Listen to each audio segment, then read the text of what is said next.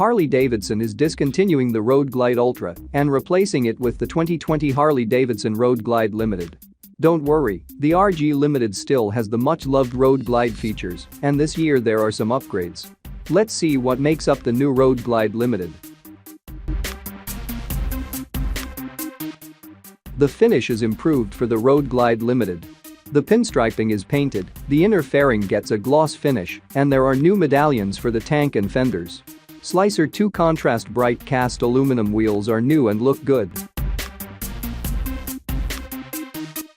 The Milwaukee-Eight 114 power plant continues to propel the Road Glide Limited down the highway with the authority of 121 feet-pounds of peak torque at 3,000 RPM. Other essential features carrying over from the Ultra include Daymaker LED headlights, electronically linked Brembo brakes with ABS, and the GTS Infotainment system.